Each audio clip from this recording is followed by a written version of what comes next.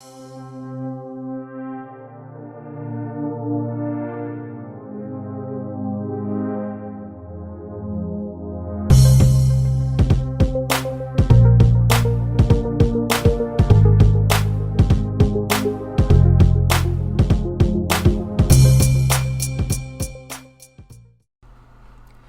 and welcome back to Redirecting. In this video, I am going to be talking about African spirituality and religion.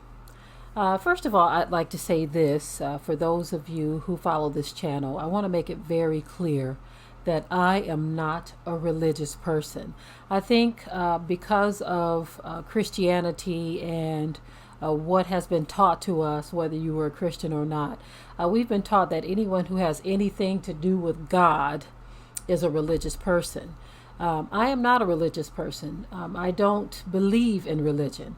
And I know yet and still that it's very difficult for some to believe because of how the word is perceived. Religion has often been associated with the Most High, or with, well, God as the world calls him. But that is where we have to start drawing a line, because when you really when you learn how to separate religion from the Creator, then you will begin to understand better how and why things work the way that they work. Because a religion, for me, represents a man's ideals or thoughts about how things should go, according to him, okay, or according to what he believes or what he accepts, or a woman, of course. African spirituality is another one of those things to where people have adopted or adapted to a certain amount of religious beliefs or understandings, and they try to not necessarily attribute it to God or the Creator, because with a lot of African spirituality, they don't even deal with God, okay, in the sense of how Christians do, right? There are many different religions within Africa, so some of them do refer to God or a creator. Some of them do not. Some of them have beliefs that many of us don't understand, right? But my take on African spirituality is this, okay? I'm going to go to that real quick, and then I'll come back to religion. My take on African spirituality is in the sense of, how has it helped the continent of Africa? How has it helped the people of Africa? Because if African spirituality is supposed to be such a powerful force for the people, why is the condition of the people the way that it is? Okay. I see a lot of people in the diaspora, especially here in the U.S. and down in Haiti and areas such as that, that are clinging to African spirituality. As a matter of fact, there is a huge increase in our people saying that, look, I want to revert back to African spirituality, leaving Christianity alone, Islam, and all of that. Now, I certainly agree that you should leave these religious institutions alone. I agree with all of that. But the issue is, because people have associated religion and the Bible and all of that with their individual denominations or their religious understandings or beliefs or whatever, because they've associated all of that and lumped it all together, and then they just took a hook and attached it to God. Anything that comes out of the Christian church is rejected. The Bible is being rejected. Certain principles of the Bible are being rejected, such as meditation and things of that nature, because all of it is being lumped together and people don't know how to draw a line of separation. And so religion, for me, has become very tainted and dangerous, because people don't know how to separate what they believe and how they feel from what is actually the truth or what is right. Religion causes people to inject their own beliefs and understanding into something. Thus, it tarnishes the truth, or it taints the truth. Okay, with African spirituality, there's something that needs to be understood about spirituality, period. Okay, you have good spirits and you have bad spirits. Okay, the word for spirit in Ibri or Hebrew is ruach. Okay, you have good ruachs and you have bad ruachs. Okay, so when you see certain things that are happening, you have to understand and be able to decipher what spirit does it represent. Is it a good or bad spirit? Is it a spirit of darkness or a spirit of light? Okay, when you don't understand the powers of darkness or the powers of light, the spirit of darkness or the spirit of light, then you can kind of mix things up and get it all confused. Okay, African spirituality, and I'm only going to speak on what I know of it, okay, because I've never studied out voodoo and all of these other things, but a lot of people are starting to get back into and delve into a lot of these different things. Witchcraft is starting to be embraced on a worldwide scale. A lot of these religions did originate in Africa. And so you have to understand there are consequences for tapping into the dark underworld. Consequences. Just because you see someone who is able to invoke some type of power and use that power or utilize it for a particular thing doesn't mean that it is a power of God or power of the Most High Yah. What I find interesting is that a lot of Africans are very powerful. Yeah, they're very powerful, but you have to understand and know how to decipher where that power comes from. This is why we are always talking about the powers of light and the powers of darkness. Where do they come from? There are consequences to utilizing the powers of darkness. Okay, powers of darkness are demonic in nature, satanic in nature. And when people are utilizing these things, there are consequences. Okay, not just consequences for the person who engages in these activities, but for the people who accept them, the people who are unprotected, people who trust in it and believe in it. They are going to be affected by it. In another video, I might talk about the actual curses that have plagued the continent of Africa. Okay, there is a reason why the most resource rich chunk of land on the planet is poverty stricken and cursed. A lot of people don't want to believe in cursings. They think because they don't believe that that's going to cause it all to vanish away, and that all of a sudden everybody on the continent of Africa, or all of a sudden all black people, are just going to be prosperous because they choose not to believe what is very obvious. Okay, if we don't want to believe the truth that there is a curse attached to the continent of Africa or so-called black people, then you have to accept the fact that we are not strong as we try to claim we are. We are very weak and defeated people if we don't understand why we're in the state that we're in. Okay, we're in this state for a reason. And so, yes, there are curses attached, because you have black people who want to brag about how physically inferior other racial groups are, but yet, who has the upper hand right now? Why is it that someone who you deem to be spiritually inferior over you, ruling you with a rod of iron, have their foot on your necks? How is that possible? You see? Because we don't want to accept what is real. Now, I can totally understand why some people are rejecting certain things, but this is because they did not do their own research. They didn't seek out their own information and knowledge. They didn't study to show themselves approved. They allowed themselves to wax tired of trying to even engage in the truth. You allowed yourself to wax cold and even seeking the truth, because you were so bogged down with the reality of how your life has gone and the lack of relationship with the Most High Yah. See, a lot of people, they had a relationship with their religion. And this is why things go a certain way in their lives, and then they just say, forget the Most High too. They say, forget it all, because they didn't realize that they really didn't have a relationship with the Most High. Their relationship was with their religion or their denomination. And because they had a relationship with their religion or their denomination, when they get disappointed by people, they simply bow out. Some people had pastor salvation, they had people salvation, self salvation. I mean, you get to thinking of yourself as your God. What are you going to do when it's time for you to draw your last breath? I have not known Elohim to be one who can die. How is it possible that a God can die? How is it possible that a creator can die? More and more people are calling themselves God or clinging to their religion and rejecting the creator. More and more people are trying to come up with explanations as to where we came from.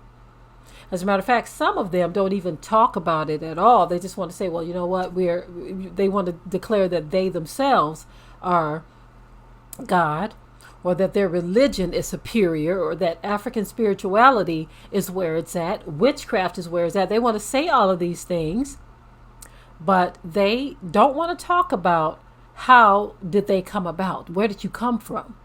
How were you brought into existence?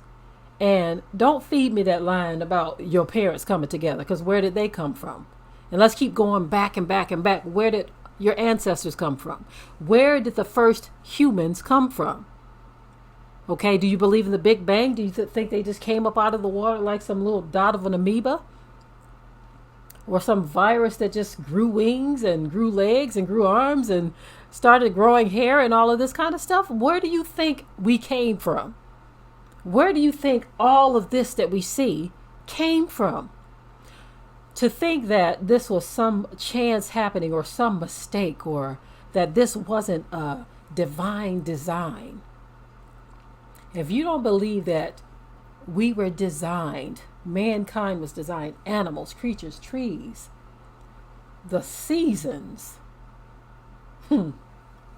like Stevie Wonder said in one of his songs,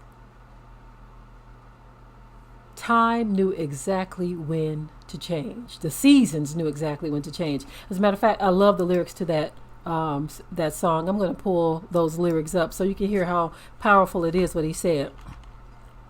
Seasons knew exactly when to change. Stevie Wonder,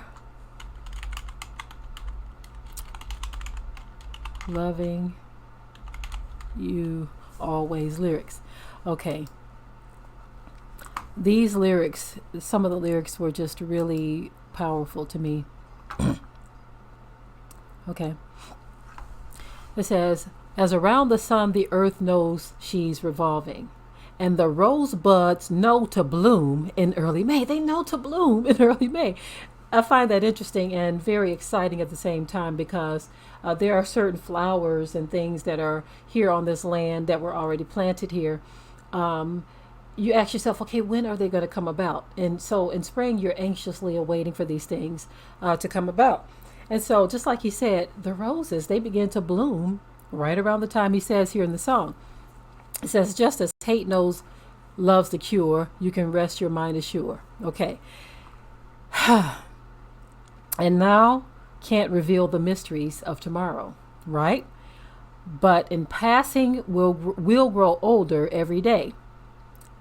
Just as all is born is new, do know what I say is true. Okay. Until the rainbow burns the stars out in the sky. Until the ocean covers every mountain high. Until the dolphins flies and parrots live at sea. Until we dream of life and life becomes a dream. Okay, that's not really the part I'm looking for, but here's the part that I'm looking for right here. Okay.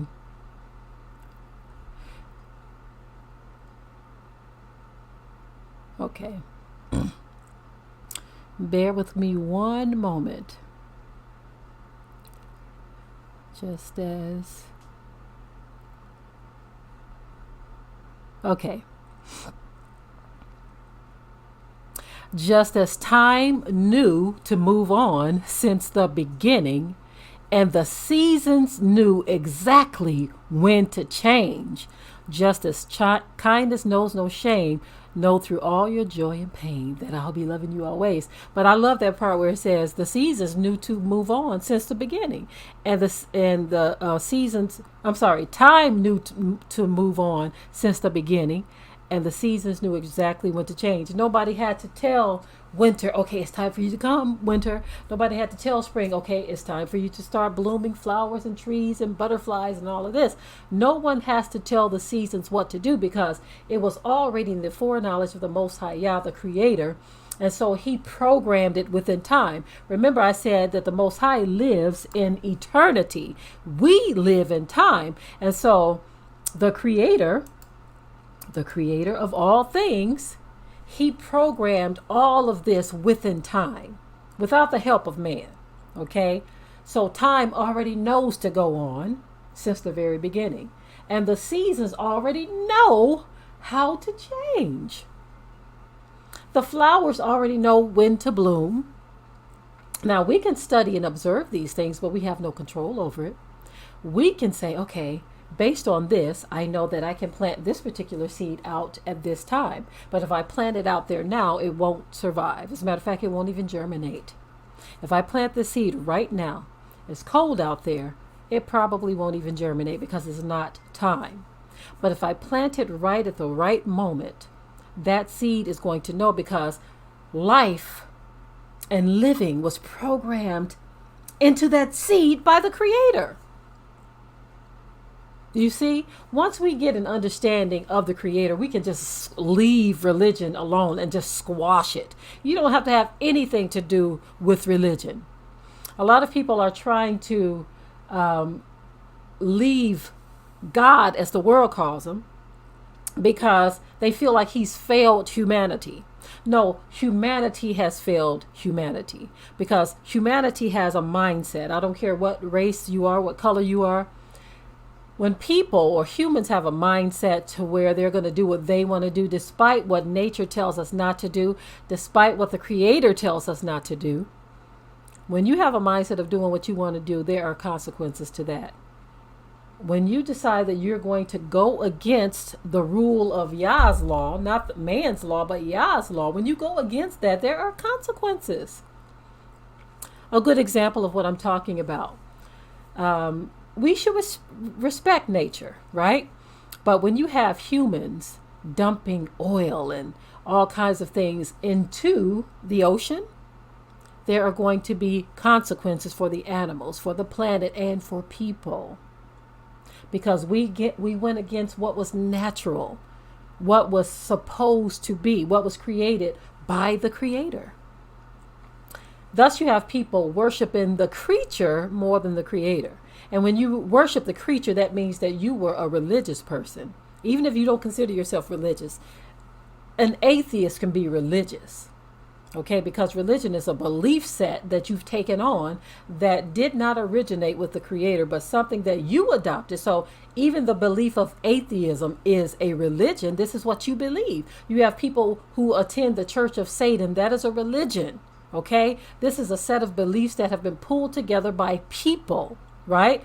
But when you squash religion and you separate the Creator from religion, you will begin to understand better how all of this runs and operates. When you begin to understand that the Creator has a plan for you and I, if we adhere to His wishes, okay? I know a lot of people don't want to hear about the invisible sky daddy. That's what they call him. Of course, I do believe that some people have a very unhealthy relationship with what they call the invisible sky daddy because they don't understand what is required of them. A lot of people think that he is their back pocket piggy bank, or that he's just going to strike people down because they ask him to. They just have this unrealistic expectation of the Most High. And so therefore they have a religious, ignorant mindset as it relates to him. And when you have that type of mindset, you're going to have requirements or desires of him that are not of him. And so you just might have the devil who will fulfill some of those desires to trick you. You see, but when you have a healthy, solid relationship with the Most High, you're going to experience some things that other people can only imagine. You see, all of this African spirituality and the I am God movement that people are tapping into, all of this stuff is getting people in a lot of trouble because The reason I say is getting them in a lot of trouble because they get followings of people who start to believe these things and agree with these things. When you agree with someone in their foolishness, or you agree with someone in things that they are putting out there, you have made a covenant agreement with them. So whatever consequences they are going to experience, you will experience too.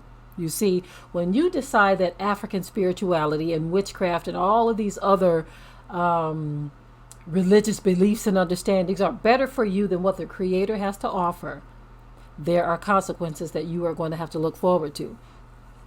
Christianity has done a number on many people. Christianity has blindsided a lot of people to the point where the Christians have taken the history book of an ancient people, branded it as their own, used that same book to deceive said people and to deceive people all over the world, to the point where when people decide that they want to break away from religion or break away from the Creator, they squash the history book that goes along with it, because unfortunately the history book has been tainted and tarnished as well. And this is why you need real spiritual discernment to understand all of the deception that we are surrounded by.